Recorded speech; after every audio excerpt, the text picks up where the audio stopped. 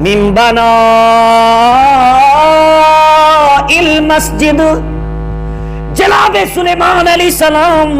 جب بیت المقدس کی تعمیر سے فارغ ہو چکے تو بطور خاص مسجد کے لیے بھی ایک دعا کر دی، بیت المقدس کے لیے بھی ایک دعا کر دی. جس طرح ہم مسجد بناتے ہیں بعد میں ہم دعا کرتے ہیں یا اللہ اس کو آباد فرما، جو یہاں نماز پڑھنے کے لیے آئے اس کے گھر کو بھی آباد فرما اور اسے دو جہاں کی نعمتیں عطا فرما. چنانچہ بیت المقدس کی تعمیر کے بعد انہوں نے یہ دعا مانگ ڈالی. وہ مسجد اقصی بیت المقدس جو تھی وہ مسجد اقصی ہے، اور مسجد اقصی وہ مسجد اقصی ہے جہاں پر 1.25 لاکھ نبیوں نے میرے نبی کے پیچھے معراج کی رات نماز پڑھی تھی. یہ وہ مقدس جگہ ہے جہاں پر میرے نبی کی وہ اونٹنی جس پر میرے نبی سیر کرنے کے لیے زمینی راستے سے چل کر وہاں گئے تھے. آج وہاں پر یہودیوں کا تسلط ہے اور مسلم امہ اس کو دیکھنے اور اس کی زیارت کے لیے ترستی رہتی ہے. اللہ تبارک تعالیٰ وہ دن لائے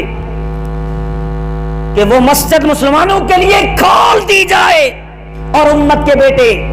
اسی طرح اس میں نماز ادا کریں. جب نماز ادا کریں تو وہی اللہ رب العزت ثواب عطا فرما دے جو جناب سلیمان علیہ السلام نے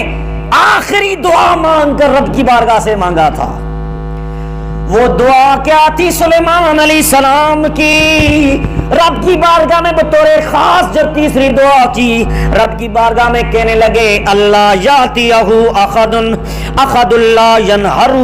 الا الصلاۃ فیہ ان یخرجہ من خطیۃ کیوم ولدت امہ. میرے نبی علیہ السلام فرمانے لگے، جناب سلیمان علیہ السلام نے سنن نسائی کے اندر حدیث نمبر 633 ہے میرے نبی کی حدیث، حضرت سلیمان علیہ السلام نے تیسری دعا کی، جو بندہ بھی مسجد اقصی کے اندر بیت المقدس کے اندر آ کر فقط ایک نماز پڑھنے کے لیے آئے تو میرے نبی علیہ السلام نے فرمایا خواہ وہ دنیا کے کسی دور کے مقام سے آئے، قریب سے آئے، درمیان سے آئے، جہاں سے صرف ایک نماز پڑھنے کے لیے آئے، اللہ رب العزت کی بارگاہ میں سلیمان علیہ السلام دعا کرتے ہیں اے اللہ خرج من المسجد، جب وہ مسجد اقصی بیت المقدس سے باہر نکلے تو اس کے سارے جسم سے تو گناہ معاف کر ڈالے اور اسے ایسا کر دے کہ یوم ولدت امہ، وہ ایسے پیدا ہوا جس طرح چند لمحہ پہلے اس کی ماں نے اسے جنم دیا ہے.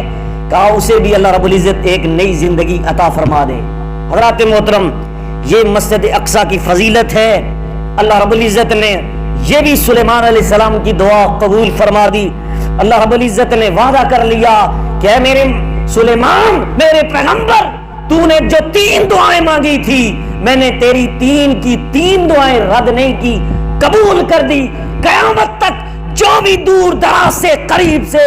جہاں سے بھی چل کر ایک نماز پڑھنے کے لیے آئے گا میں اسے ایک نئی زندگی عطا کر دوں گا، ایک نئی زندگی عطا کر دوں گا. آئیے اگلا تقریباً 7ویں حدیث پڑھ رہا ہوں، ایک عدد نئی زندگی کے حوالے سے. میرے آقا علیہ الصلوۃ والسلام نے فرمایا انسان کو گھر بیٹھے ہوئے بھی وہ تو اللہ کا گھر تھا جہاں پر ایک نماز پڑھی گئی تھی مسجد اقصی. آؤ ذرا گھر کے اندر کچھ ایسے عمل ہیں، کچھ ایسے اعمال ہیں جب بندہ کر لیتا ہے ان عمل کی وجہ سے بھی اللہ تبارک تعالیٰ بندے کے سارے گناہ معاف اس طرح کر دیتا ہے جس طرح ابھی اس کی ماں نے اسے جنم دیا ہے، اسے ایک عدد نئی زندگی مل جاتی ہے.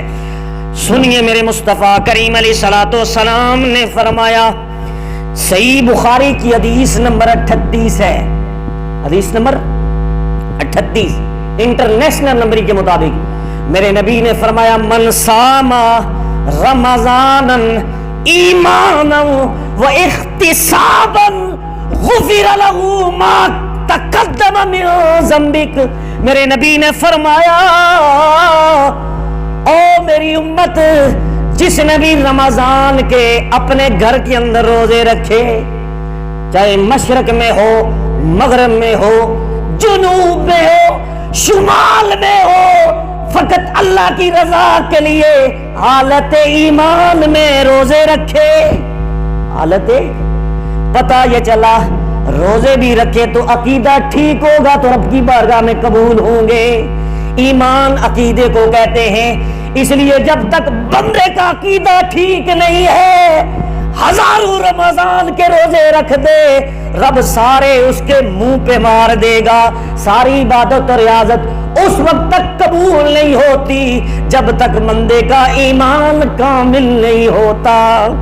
عقیدہ ٹھیک نہیں ہوتا۔ میرے نبی علیہ الصلوۃ والسلام نے فرمایا وَاِحْتِسَابًا، ثواب کی غرض سے، ایمان کے ساتھ جس شخص نے بھی رمضان کے پورے روزے رکھے، اللہ رب العزت اس کو بھی گناہوں سے اس طرح پاک کر دیتا ہے، غفر لہ ما تقدم من ذنبہ، اللہ رب العزت اس کے سارے گناہ معاف کر دیتا ہے جیسے اس کی ماں نے اسے جنم دیا ہے، تو اسے ایک نئی زندگی مل جاتی ہے۔ اب یہ تو رمضان کے روزے ہیں کہ پورے وہ روزے رکھے تو اللہ رب العزت اسے ثواب عطا فرما دے، 30 روزے، 29 روزے، 28 روزے یہ رکھے پورے مہینے کے، تب اس کو اللہ رب العزت ایک نئی زندگی عطا فرما دیتا ہے۔ لیکن اگلی حدیث سنیں گے تو مچل جائیں گے۔ میرے نبی علیہ الصلوۃ والسلام نے المعجم الاوسط کے اندر حدیث نمبر 8622 ہے، میرے نبی نے فرمایا من صام رمضانا واتبعه ستا من شوال خرج من ذنوبه كيوم ولدته امه،